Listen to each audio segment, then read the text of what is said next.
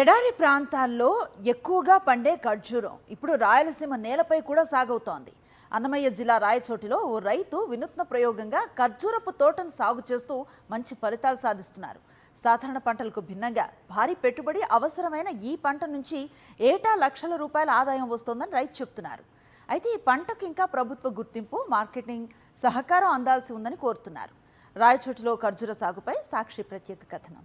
అన్నమయ్య జిల్లా రాయచోటి మండలం చెర్లోపల్లి గ్రామంలో రైతు ఈశ్వర్ రెడ్డి ఖర్జూరపు సాగుతో ప్రత్యేక గుర్తింపు పొందుతున్నారు. సాఫ్ట్వేర్ ఉద్యోగం చేస్తున్న తన కుమారుడు హర్షవర్ధన్ రెడ్డి సూచనతో 5 ఏళ్ల క్రితం తమిళనాడులోని ధర్మపురి నుంచి ఖర్జూర మొక్కలను తీసుకొచ్చి నాటారు. ఒక్కో మొక్కను సుమారు 5,000 రూపాయలకు కొనుగోలు చేసి దాదాపు 3 ఎకరాల్లో తోటను అభివృద్ధి చేశారు. 5 ఏళ్ల కాలంలో సుమారు 30 లక్షల రూపాయల వరకు ఖర్చు అయినప్పటికీ ప్రస్తుతం పంట చేతికి రావడం ప్రారంభమైందని రైతు చెబుతున్నారు. నీమ్ పౌడర్, ఆముదపు పిండి వంటి సేంద్రియ ఎరువులను ఉపయోగిస్తూ ఖర్జూర తోటను నిర్వహిస్తున్నట్లు తెలిపారు. ఇది కూడా మాకు అంత అవగాహన లేదు. మా పిల్లోడు సాఫ్ట్వేర్గా ఉండి అతనికి కొంత అవగాహన వచ్చి అతనితో డెవలప్ చేసినాము. ఇది మిగతా పంటలతో ఎత్తుకుంటే కొంచెం ఇదిగా ఉంటుంది, ఖర్చు ఎక్కువ. ఇప్పుడు 3 ఎకరాలకు 30 లక్షల దగ్గర వచ్చి ఉంటుంది. అట్లా చేస్తూ ఉన్నాము. మేమే సొంతంగా నీళ్లు కట్టుకుంటా అన్నీ చేసుకుంటాను కాబట్టి మాకు అట్లా ఉండదు. దీంట్లోకి మళ్ళా దీంట్లోకి నీళ్లు కట్టను, తోటల కాడ మంచులు పెడితే అది నెలకు సంవత్సరానికి 3 లక్షలు 2.5 లక్షలు ఖర్చు వస్తుంది. నేను మాకు సొంతంగా చేసుకుంటాను కాబట్టి మాకు వచ్చి అడిగి కొంచెం ఇదిగా ఉండదు. ఎడారి ప్రాంతాల్లో పండే ఖర్జూరానికి మన ప్రాంత వాతావరణం కూడా అనుకూలంగా ఉంటుందని హర్షవర్ధన్ రెడ్డి చెబుతున్నారు.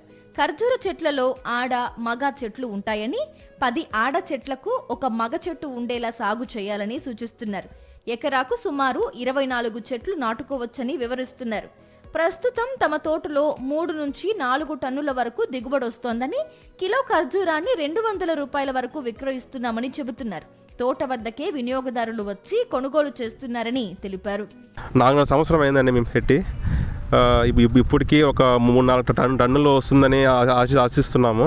సో ఆల్రెడీ ఒక టన్ను మేము అమ్మినాము. సో మాకు ఇది ప్రభుత్వం నుంచి ఉద్యానవన పంట కిందగా ఇచ్చి కొంచెం సబ్సిడీలు అవి ఇస్తే కొంచెం బాగుంటుంది. లేకపోతే 4,500 5,000 అమౌంట్ పెట్టాలంటే చిన్న సన్నకారు రైతులకు కొంచెం ఇబ్బందిగా ఉంటుంది. ఖర్జూర సాగుకు ఖర్చు, శ్రమ ఎక్కువైనా సరైన పద్ధతులు పాటిస్తే మంచి ఆదాయం పొందవచ్చని రైతు కుటుంబం చెబుతోంది. సొంతంగా నిర్వహిస్తే లాభాలు ఎక్కువగా ఉంటాయని, కూలీలపై ఆధారపడితే ఏడాదికి అదనపు ఖర్చు అవుతుందని వివరిస్తున్నారు.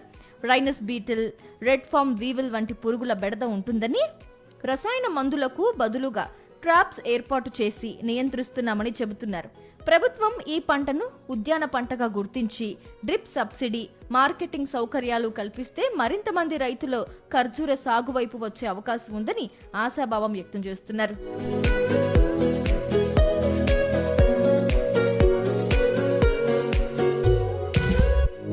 రాయలసీమలో సాధారణంగా సాగు చేసే పంటలకు భిన్నంగా ఖర్జూర సాగు చేస్తూ రైతు ఈశ్వర్ రెడ్డి కొత్త మార్గాన్ని చూపిస్తున్నారు.